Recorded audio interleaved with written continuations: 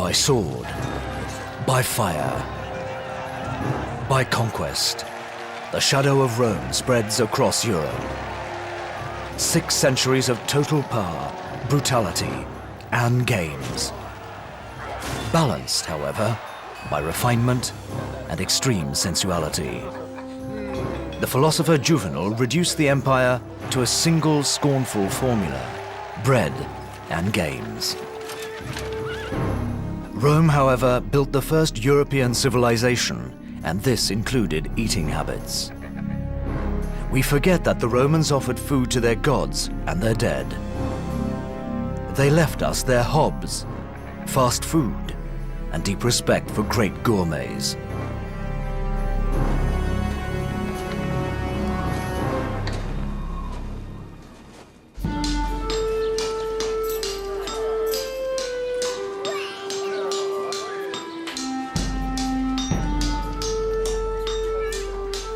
By 30 AD, shops selling food were to be found at every street corner of Rome, already the center of a vast empire.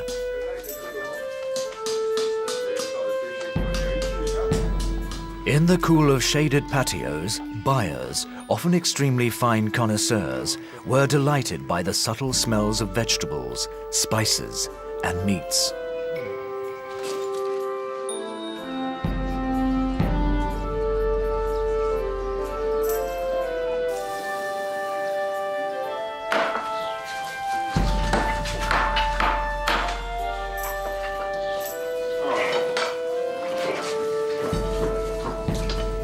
One of the best known of these buyers was Marcus Gavius Apicius, a true gourmet.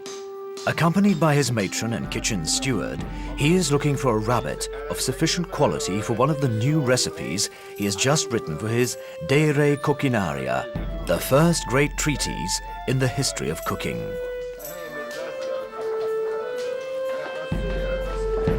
Like all great gourmets, he knows that it is essential to choose good products to make an excellent meal.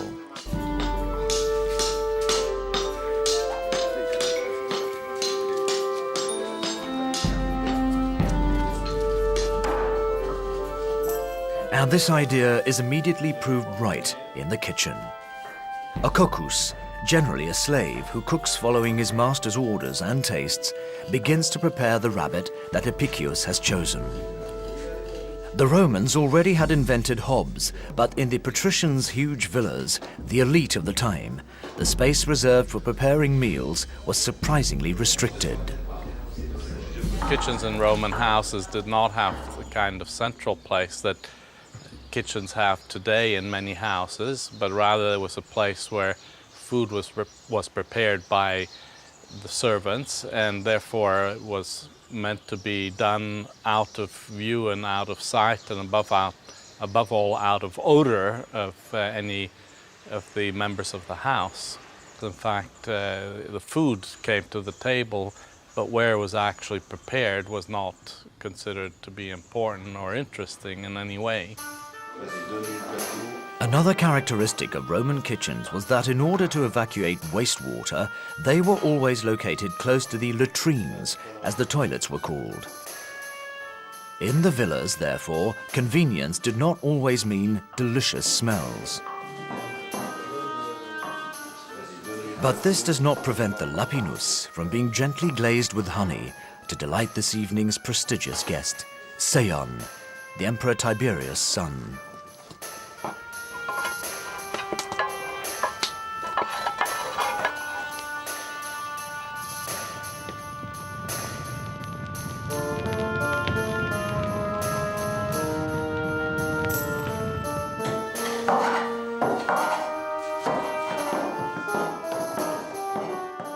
In Rome, sweet grilled meats were always highly appreciated. Another favorite meat dish of the Romans was mincemeat, used to make a variety of stuffings. The Romans were always expert at stuffing snails and masters at stuffing pig's guts with cheap cuts or offal. Epicurus kitchens, the lucanica as they were known, were composed of numerous condiments, delicately mixed with smoked pork or beef. This sausage, as popular in Rome or Strasbourg as Frankfurter sausages are today, included pepper, cumin, savory and parsley, mixed with fat and pine nuts.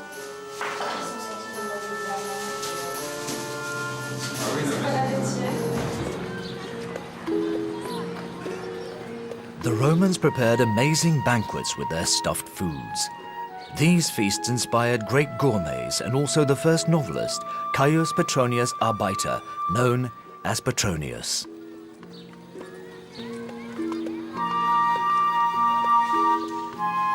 On his wax tablets in the Satyricon, the guest of all the great aristocratic households evoked the pleasures and frenzies of meals under the empire.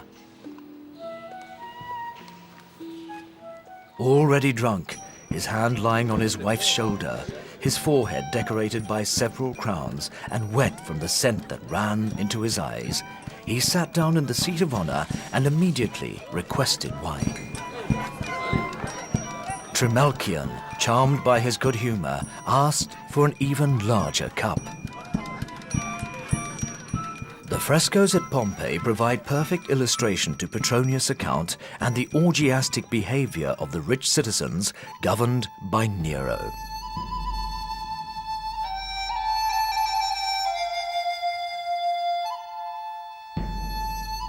But Pompeii, frozen forever by the eruption of Vesuvius in 79 AD, also supplies a considerable amount of further information on Roman behavior.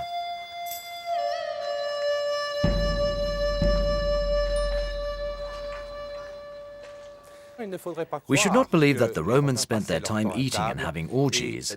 For the Romans, a meal was also meant to be a sober occasion, because, contrary to legend, they were an abstemious people who ate little.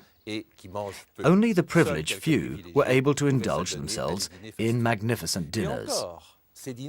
These dinners were composed of two parts. First, a banquet known as the cena, and then the commissatio, which prolonged the banquet by a drinking session or a form of orgy, during which the master of the banquet proposed that a certain number of cups of wine be drunk, toasting the health of all present.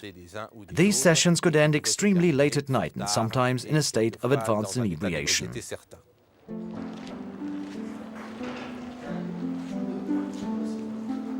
The rich, whether they had overdone their wine intake or not, always ate lying down, leaning on their left elbow, and only eating with the right hand.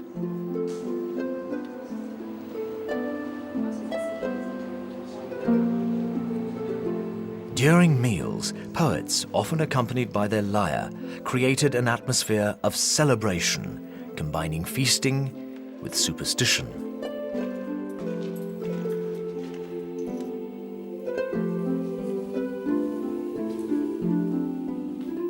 At Pompeii, the magnificent villas of the Vitaeis, the Menander, or Julia Felix, watched over by the Penates, or domestic gods, are still intact and evoke rites connected with eating.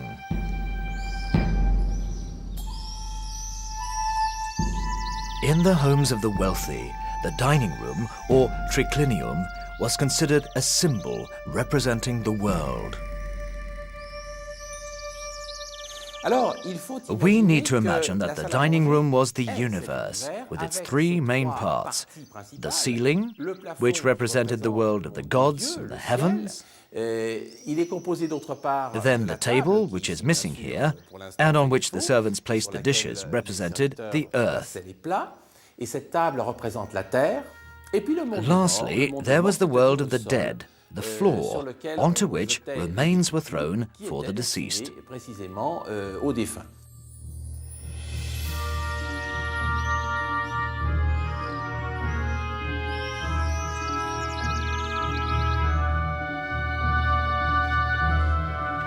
In Rome, entertaining was above all about impressing one's guests. Social or political success was measured by the quality and abundance of the dishes.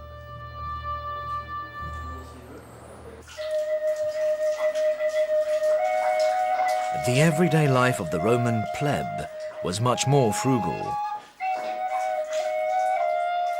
Like the Greek diet, the Roman diet had a very low protein content and was simply enriched by cereals or ingredients from distant lands. Romans ate more or less everything that we eat today, except that in the Roman period, of course, a lot of these things had to come from distant parts of the empire. And in particular, I would like to mention the spices that came from India and even further from the South Sea Islands. And it's interesting to notice that there was a Roman emporium in South India where they collected these foodstuffs that were needed at home in Rome. And above all, I think it's also important to underline that they ate just about the same things that we eat today, except that there are myths about their food consumption. In particular, some people think that they did not eat pork. As it turns out, we know that great amounts of pork were actually consumed, and even that they probably were the first to domesticate porks and make them into an animal that was closer to what we know today. With progress in breeding methods, the Romans were able to eat pork more frequently. Prepared in small quantities as a stew or to make meatballs for ordinary families, it was given much more sophisticated treatment by famous butchers such as Vitalis. His superb dugs, famous pig's trotters or brawn, and a large choice of smoked hams and sausages made him one of Rome's best-known butchers.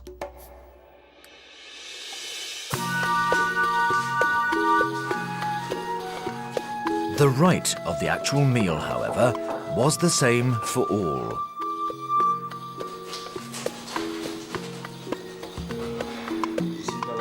The ordinary people who did not have the means for tricliniums and their accompanying furniture ate sitting down. Breakfast, known as ientaculum, was eaten upon awakening and consisted of cheese bread accompanied by honey or olive oil. And sometimes a little fruit was added.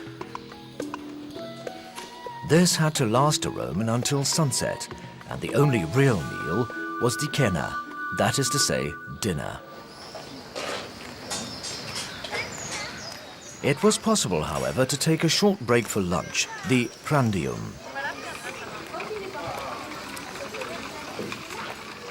The poor took out a chunk of bread and a few olives. Better off citizens were able to offer themselves various hot dishes at the Thermopoleum.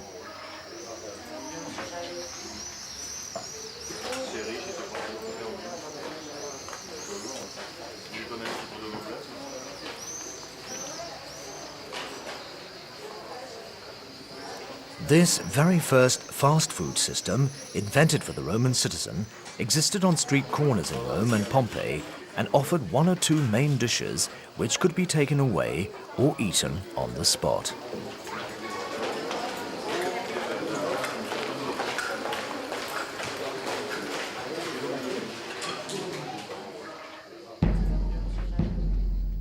In this Thermopoleum in Pompeii, the counter must have contained olives, fruit, and hot cereal-based dishes, and very often some boiled meat.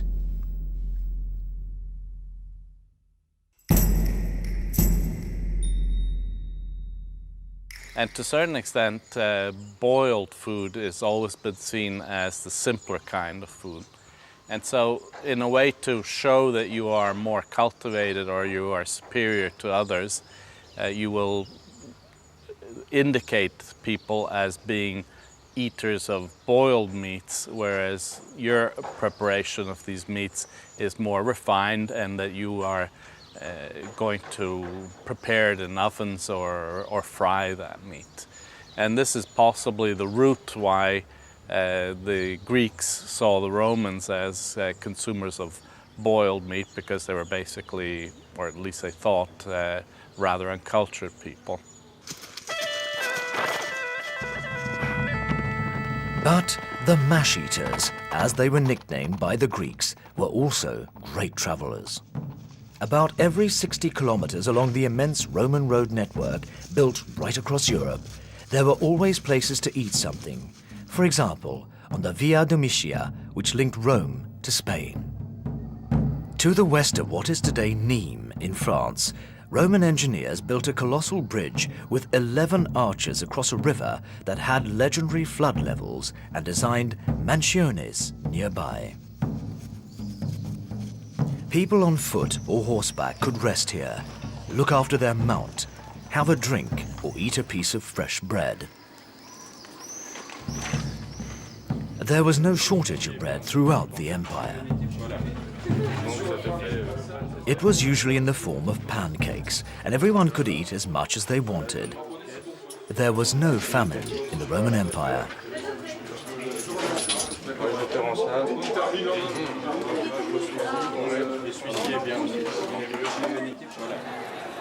Bread was even a significant tool of social policy. In Rome, between 200 and 300,000 penniless people each received 2 loaves a day. When the empire celebrated a new conquest, the citizens were even allowed to have a double ration of bread and wine to drink to the emperor's health.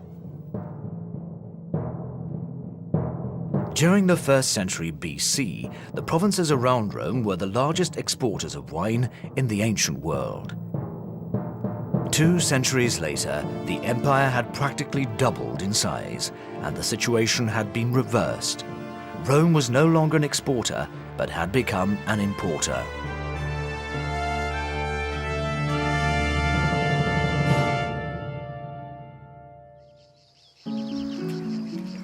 Bacchus was less and less a Roman.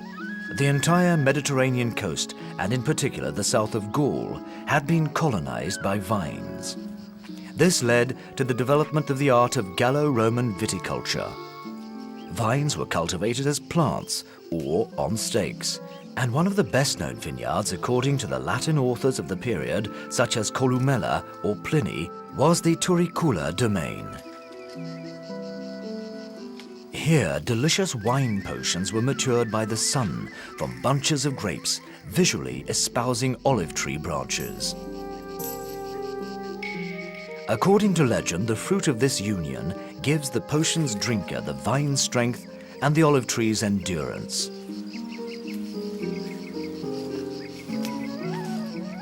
The marriage of the grape and the olive therefore paid tribute to Bacchus, the god of wine. With them, vine growing became an art form and at the same time a market in which each color had its place. The wine growers of antiquity rapidly began to specialize, taking customers' tastes into account. The Romans did not like red grape varieties, they only liked white grapes. It appears, though, that the Gauls and the Greeks appreciated red grape varieties. The Gauls practiced a custom which the Romans considered unbelievably barbaric, drinking their wine undiluted.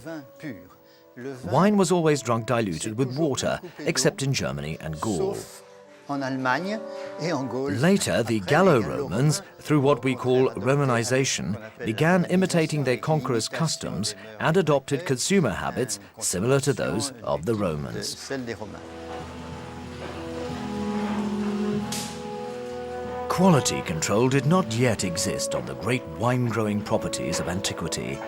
It was quantity that counted.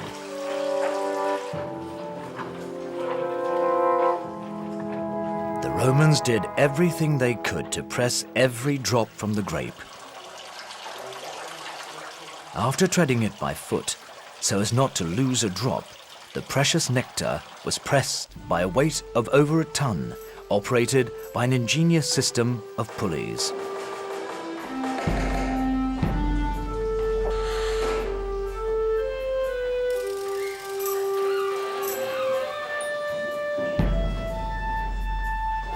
The juice was then vinified and aromatized by honey, or, on the contrary, slightly salted by seawater.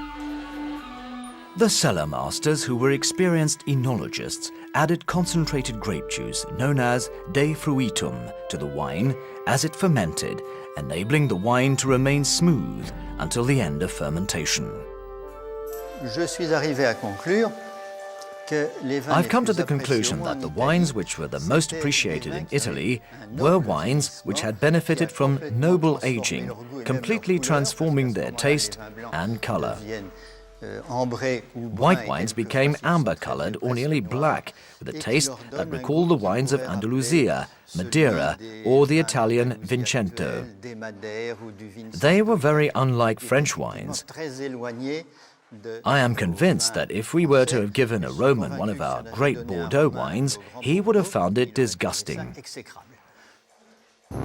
But in Rome, where each citizen drank an average of 150 litres of wine every year, great vintages such as Palermo could be transformed into undrinkable mixtures, according to Martial in his Epigrams, especially if the amphora came from the unscrupulous merchants of Massilia, today Marseille.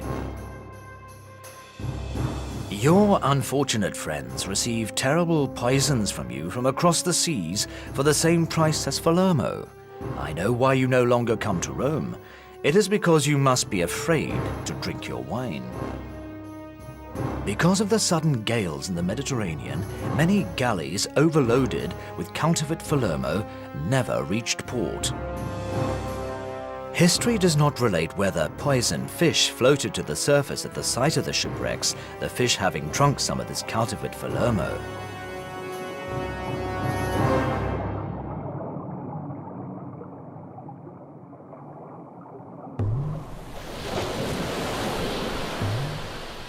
However, chroniclers all tell of the Romans' keen interest in sea treasures.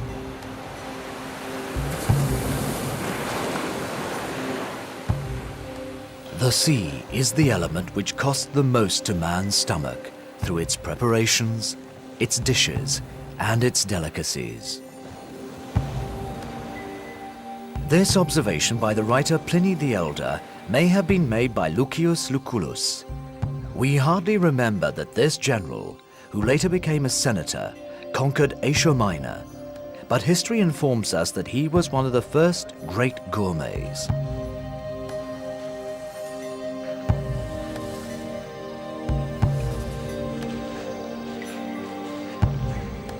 And like all Romans, he adored seafood. So as not to be dependent on Neptune's wrath, he even practiced the latest fashion, fish pond breeding.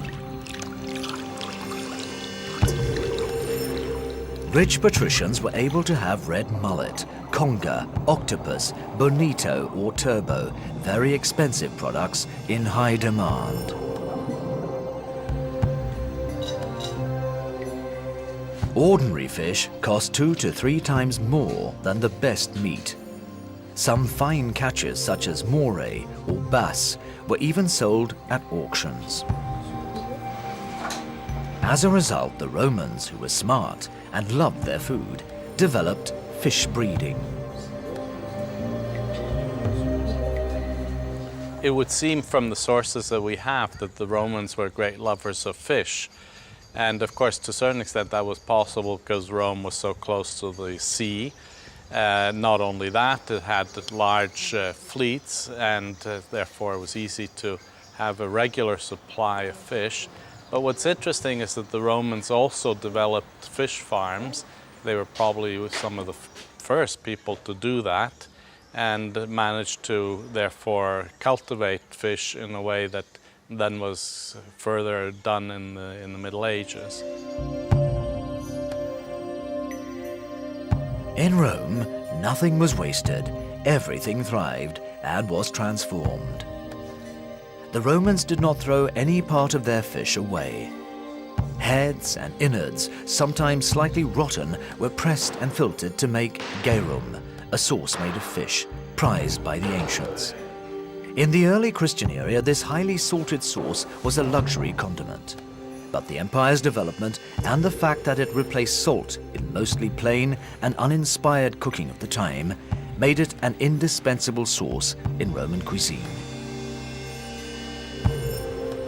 To meet demand, which had increased within just a few decades, garum was manufactured in industrial quantities on all the empire's shores. Garum received an appellation according to the category of fish it came from.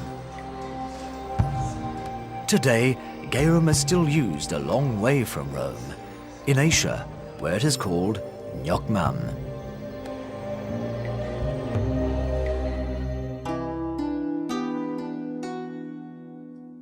The Romans also had a weakness for poultry.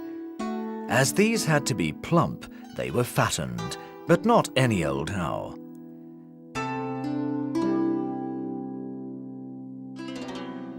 Frescoes in the Villa Vetais at Pompeii provide a record. Everything that flies is force-fed with one of the Romans' favorite fruits, the fig.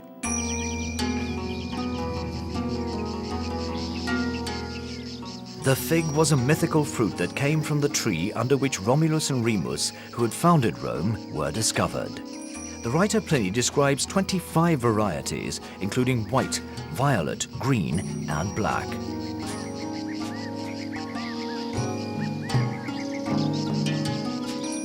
The fig tree harvest was always an important gourmet event for this family of patrician landowners. However, it was a real Tantalus torture for their slaves.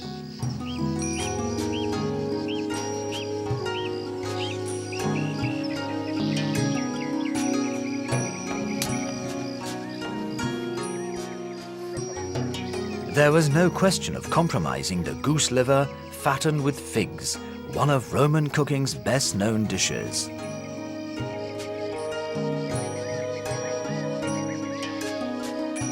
To the Romans, liver became so closely connected to the fig that ficus gave its name to liver, ficatum.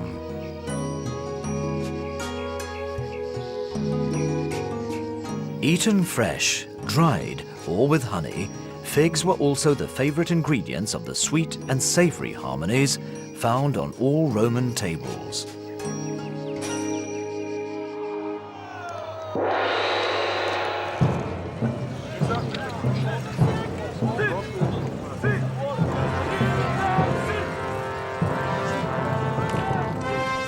Whether it grow from delicacies or temptations, greed can be a nasty fault, particularly when it becomes an alibi to start a war. In 150 BC, Caton, worried by a sudden revival in Carthage's power, appeared before the senators carrying a basket of fresh figs. "When do you think this fruit was picked?" "It was picked at Carthage only 3 days ago. That is how close the enemy is to our walls." The metaphor of fresh figs upset the senators so much that they voted the Third Punic War against the Carthaginians. Carthago delenda. Carthage must be destroyed, and Caton's wish was fulfilled.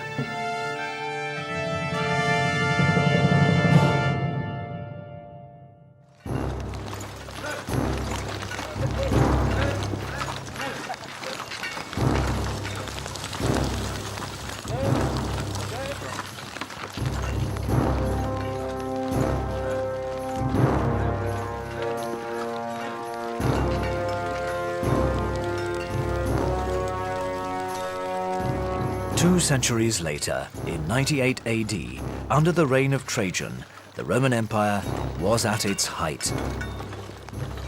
25 legions watched over its frontiers, from the north of England to the Sahara, and from Portugal to Syria. The Pax Romana reigned everywhere, or nearly. To the north of Bagacum, today Bavay, in the Nord department of France, German tribes were rebelling and centurions marched to the front.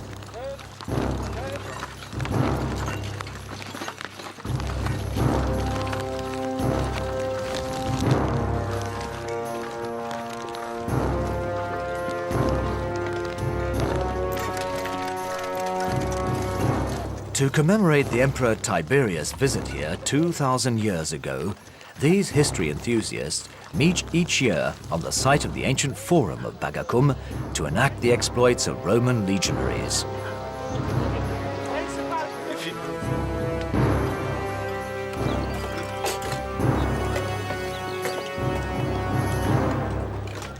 In civilian life, this optio, a non-commissioned officer to Marcus Julius Gallus, is a history teacher at the Lycée in Albi.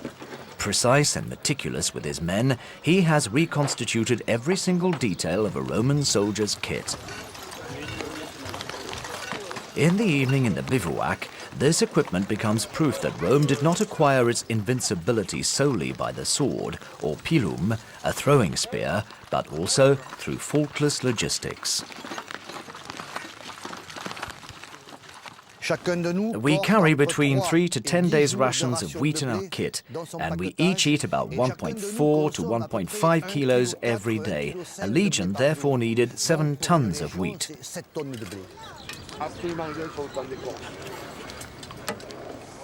The marching legions were followed by wagons.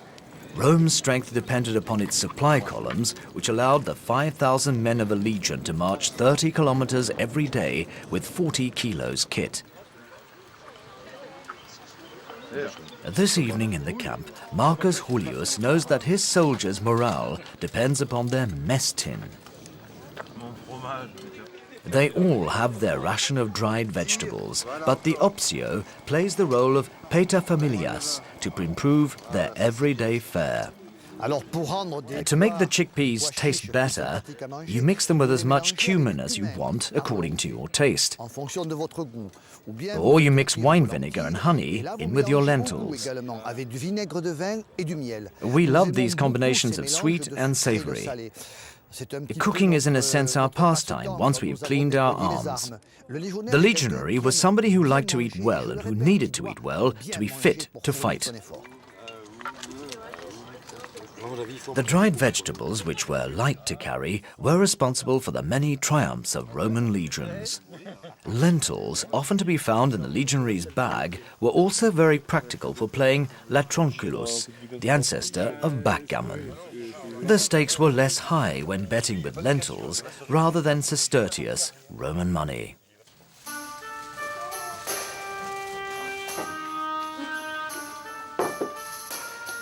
Gladiators, on whom phenomenal amounts were betted, also appreciated lentils.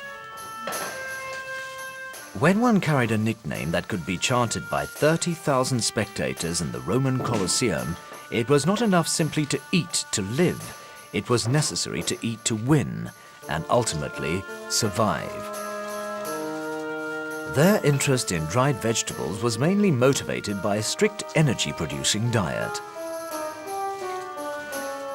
At the school for gladiators in Nîmes, directed by the then famous Dr. Sextus Latinus, fighters often came from all over Gaul and even Iberia. They were worth a fortune and therefore needed to be looked after. As much chickpeas, vegetables and cheese as they wanted, depending upon their weight and training program. The gladiator was a sportsman, unlike Hollywood's vision of him. He was not somebody who was there to kill as fast as possible in the arena, but someone who had had a very long training. And like leading contemporary athletes, they were given slow sugars. They didn't eat pasta, they ate cereals, spelt and chickpeas. They were given the basic food of the Roman world, which provided them with strength and energy.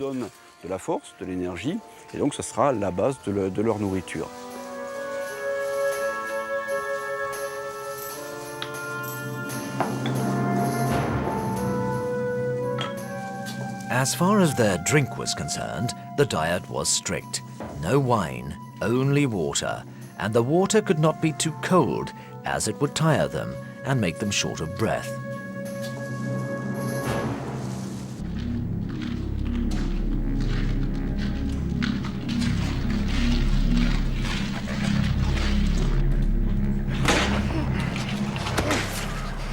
In France, in the ditches of the faculty of Nîmes, modern-day gladiators of the Actor Institute demonstrate that these men, who were sometimes better known than our football players, were above all high-level athletes.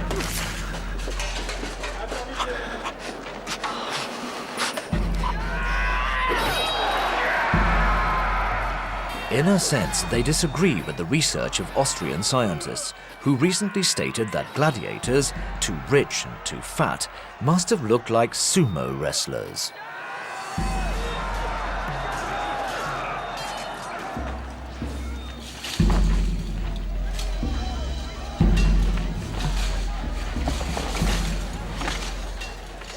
The techniques employed required speed and breath. The retiaire and the secutor needed to run well, the secutor in particular, with a helmet on his head. It's difficult to imagine someone who weighed 120 kilos being able to run after retiaire for 3 minutes, the duration of a fight, who wore no armor and could move as fast as possible. Iconographies of the time portray muscular and athletic gladiators, not fat ones. Perfectly regulated fights, true choreographies, rigorous combat, and often inevitable death.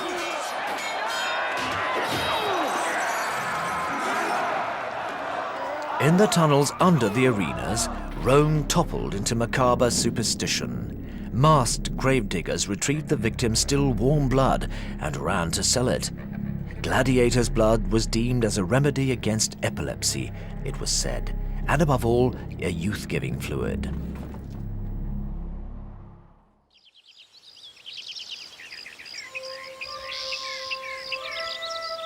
Another fluid, rich and soft, smooth and preserving, also developed under the sun and interested the Romans: olive oil.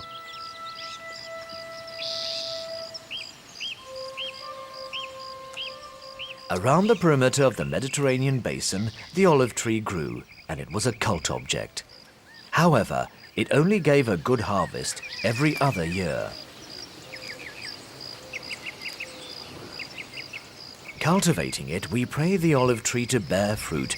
Pruning it, we restrict it from doing so. So the saying went in antiquity. Many agronomers, such as Columella, gave lengthy accounts of the olive grove's rigorous and methodical farming.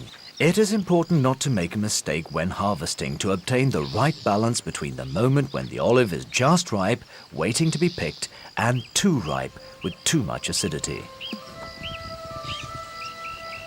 Pressed, crushed, or refined, the olive gives different qualities of oil according to the pressing, the month in which it was harvested, and above all, the place where it grew.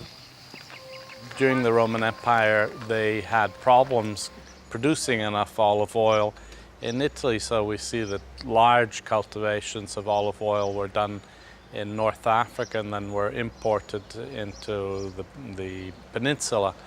But at the same time, I think it's important to point out that animal fats were also used, and to a certain extent the whole idea that Romans were consumers of olive oil, only olive oil, goes back a little bit to this whole development of the idea of a Mediterranean diet that has been somehow mythically pushed back into time, and that the Romans would have been the first ones to be consuming this Mediterranean-style food. Adept of Mediterranean diets, there were, however, some drops of olive oil that the Romans did not use solely for eating. This was the oil that remained at the bottom of the presses. These thick oils, mixed with must, were used only for lighting. And sometimes the assistant cooks, the cocci, when not concentrated, seasoned the vegetables with lamp oil, causing the guests indignation as they had a very sure palate when it came to olive oil. In the kitchen gardens, to mix with the subtle, fruity olive oil flavors, the Romans carefully cultivated a variety of fragrances: mint, coriander, garlic, celery, cumin, or bay leaf were all marvelous ways to bring out the flavor of minced meats.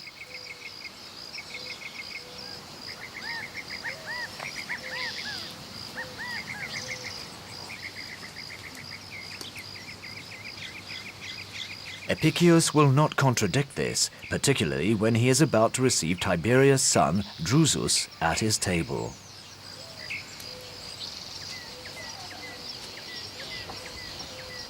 Although he loved sumptuous meals, he also cultivated a great many vegetables. Cucumbers, asparagus, mushrooms, leeks, carrots or artichokes were the vegetables most often found in Epicurus' very inventive recipes. A true connoisseur of their nutritional and healing virtues, he liked quoting extracts from Pliny's Natural History. Salad is salutary against gout, sparkling eyes and dislocations. This evening in Epicurus' kitchens, a large quantity of cabbage is also being cooked, and the tender shoots under the axilla of the leaves in fact resembles today's broccoli. Once cooked, they will be ideal for accompanying stuffed snails. To season rabbit and pork ribs, he has had spices sent from the empire's eastern limits. Epicurus adored pepper and cloves. But right now, he must find rose petals. The first great gourmet in history could have thrown himself into preparing sow's dugs stuffed with sea urchins or pink flamingos' tongues with honey. However, his endless inspiration led him to prepare nightingales baked with rose petals. Choosing rose petals was an art. Epicurus had an excellent nightingale supplier, but a few quails or thrushes would do. His recipe went: 2 birds per person are needed. Place the rose petals on the water surface. The cocci have already chopped up their offal, and Epicurus personally watches over the preparation of the stuffing, an essential part of a Roman recipe.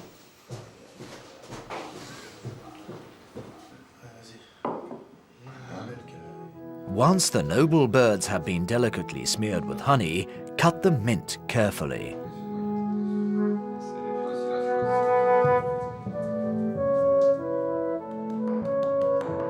Then, with a generous dose of olive oil, grind pepper, coriander, garlic, and cloves with aromatic herbs, accompanied by a drop of de fruitum, concentrated grape juice.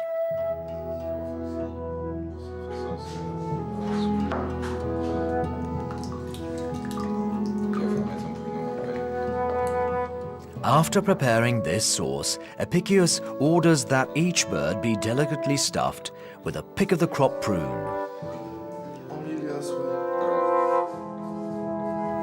After 30 minutes cooking on a low flame, the rose petals are added just before serving. Complete happiness is ensured with an amphora from Palermo. Epicurus impressed Seian and Drusus, Tiberius' sons.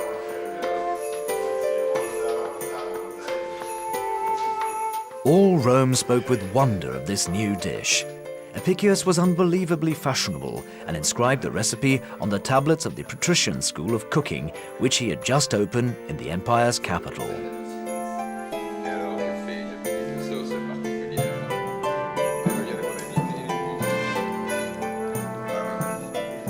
There he taught the secrets of preparing a dish of camel's feet, crayfish stuffed with caviar, or other dishes that became hallmarks of ancient Roman cuisine.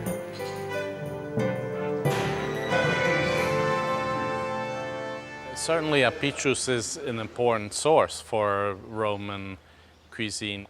There are certain elements that would seem to be typical of the late Roman imperial period, and in particular the sweet and sour combination, which is very much of a hallmark that then seems to disappear in Europe for quite a long time in the Middle Ages. And so in that sense, probably we can consider Epicurus as a fairly faithful source for what imperial cuisine was like. It was unthinkable that this mythical gourmet should meet with an ordinary end. Epicurus fell into depression. In 37 AD, he considered that he was no longer able to continually create and innovate. Martial chronicled this over-ambitious and demanding individual's life.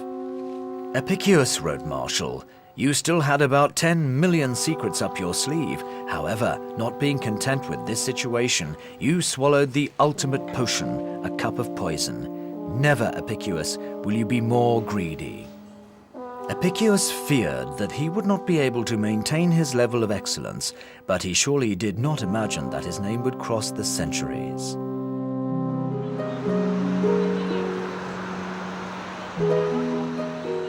Today, Epicurus has found a new disciple in the person of Juan Mari Alzac, who has a 3-star restaurant at San Sebastián in Spain, one of Europe's most sought-after tables. The marvelous essence of Basque cuisine and breathtaking inspirations are born in this taste laboratory.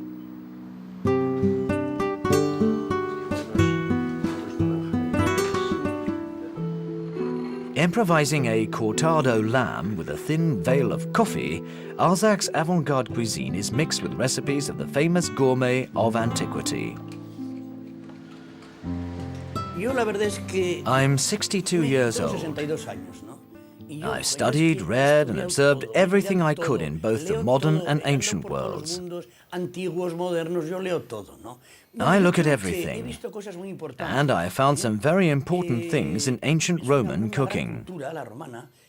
What has struck me in Epicurus' cooking is the balance between sweet and savory. I realized that sweetness stabilizes taste. Therefore, when one adds a little sugar to food, the taste is enhanced and lasts longer. I was struck by this and began researching in this direction. Like Epicurus, Alzac continually seeks perfection. These lemon tree leaves come from Tasmania, this black sesame from Cephalonia, western Greece. In his taste cabinet, the spices from around the world become the counterpoint of a breathtaking culinary symphony. The dish you're discovering today is roast lamb. It's pretty complicated to prepare. The presentation is also magnificent, and you can eat every bit of it. In Epicurus' time, there was a lot of useless decoration. Today, with our elaborate and numerous techniques, we know that any decoration in cooking must also be delicious to eat.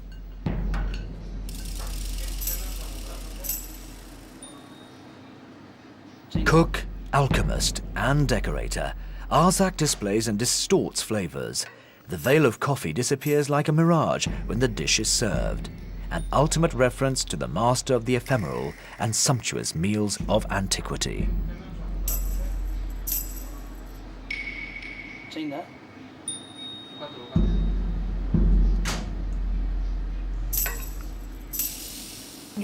Of course, it's now become necessary to look for ingredients from all over the world, but it is true that in cooking, I feel related to Epicurus' period.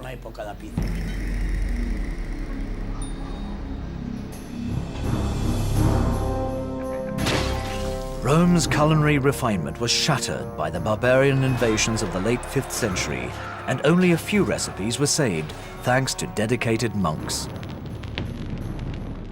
It was necessary to wait 8 centuries for cooking to once again prove its worth, with a taste for mixtures and the memory of Epicurus. This great forerunner of master chefs had understood that greed is not only a sin, but can also be a form of civilization.